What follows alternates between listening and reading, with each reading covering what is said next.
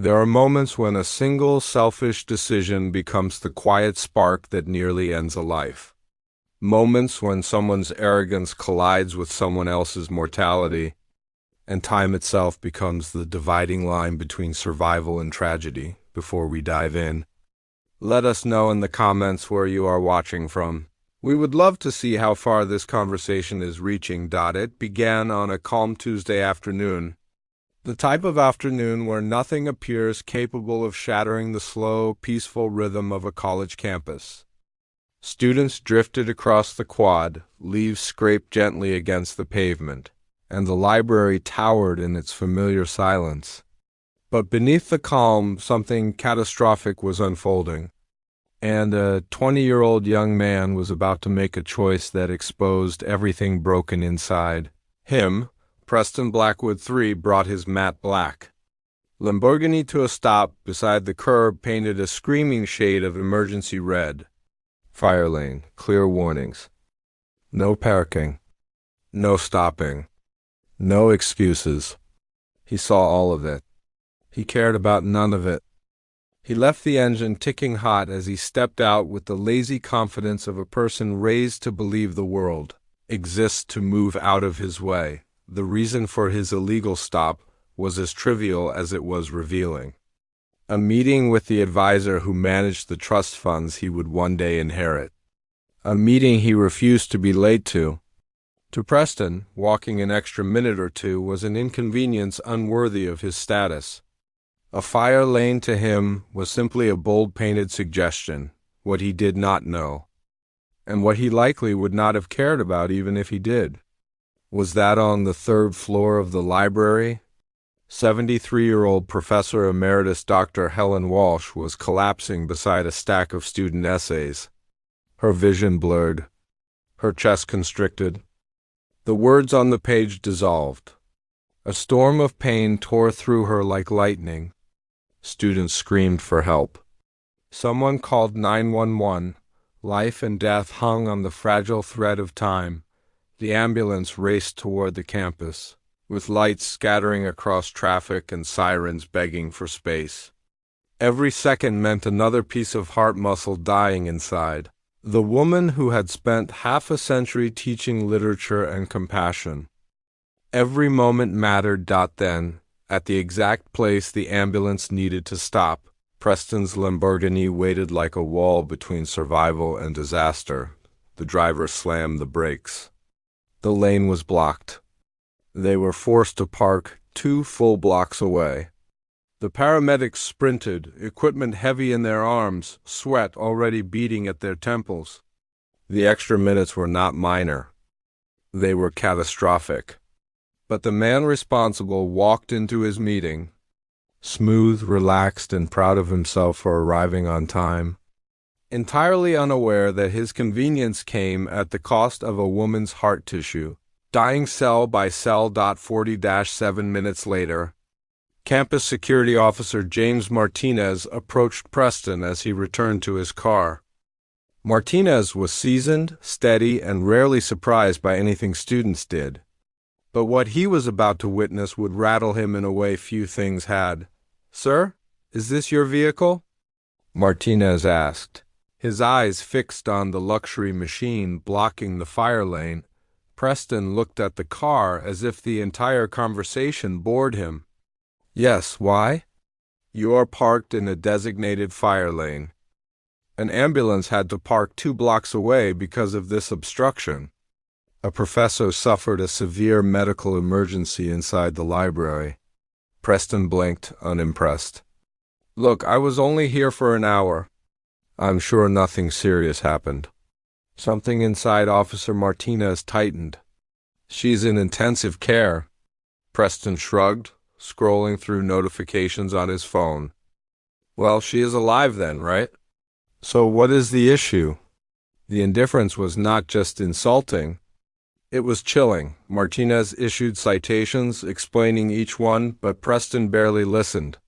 He lectured the officer about donations, buildings named after his family, and the notion that rich people do not get tickets. He spoke with such casual entitlement. that Martinez found himself silently grateful. There were no cameras recording the officer's stunned expression. 3 weeks later, Preston walked into Judge Frank Caprio's courtroom wearing a luxurious suit and the smug belief that wealth could turn any courtroom into a minor inconvenience. He greeted the judge with the tone of someone ordering brunch. It was a mistake he would regret. Judge Caprio reviewed the file with visible disapproval. The moment Preston's attorney declared not guilty, the judge's eyebrow lifted in a way that should have terrified any rational human being. Preston interrupted, insisting that the situation had been exaggerated. He called the fire lane a convenient spot. He insisted that no harm was done because, in his words, the professor survived. The judge leaned back, studying the young man as though trying to determine whether arrogance had replaced his entire moral compass. "Mr. Blackwood," the judge said, "are you suggesting that the survival of the victim somehow erases your behavior?" Preston, in a display of stunning ignorance, replied, "She is old. Heart problems come with age." The courtroom gasped. Even his own attorney's face drained of color. Judge Caprio rose from his chair, something he rarely did, and spoke with a sharpness that cut through the room. "That woman is a scholar who has spent 50 years educating others. Her first cardiac emergency became life-threatening because you decided the rules did not apply to you. She survived despite you, not because of your indifference." Preston tried to defend himself with talk of donations, family wealth, and the idea that society benefits when important families are given flexibility. He insisted wealthy individuals had schedules, too valuable to be hindered by minor regulations. The judge's voice dropped into something cold and lined with disappointment. "You believe your time is more valuable than a woman's life." Preston stumbled through excuses, but each one only exposed his deeper flaws. He insisted that people like him contribute to the community, that he had learned his lesson, and that parking in the fire lane was bad timing. Judge Caprio listened, giving him every opportunity to demonstrate genuine understanding. Preston offered none. His final attempt was money. Always money. He offered to pay any fine, any amount, as though human suffering had a price tag he could casually cover like a bar tab. The judge's face hardened. "You are attempting to purchase absolution." Preston panicked. He pleaded. He rambled about midterms, future law school plans, fraternity obligations, and his father's anger.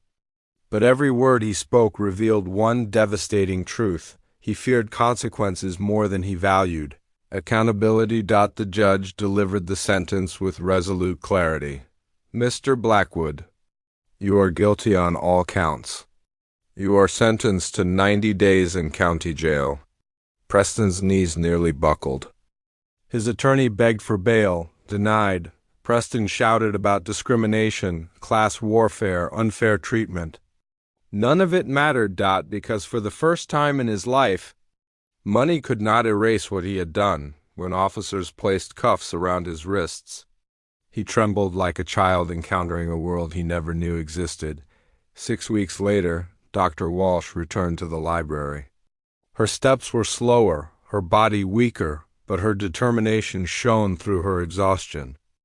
Students held the door for her. Strangers nodded respectfully.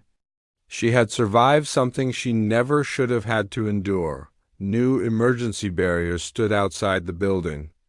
They were not funded by wealthy donors, not sponsored by the Blackwood name, but by students who donated whatever they could spare, $5, $10, sometimes only coins, a collective promise that the campus would protect those who gave their lives to it.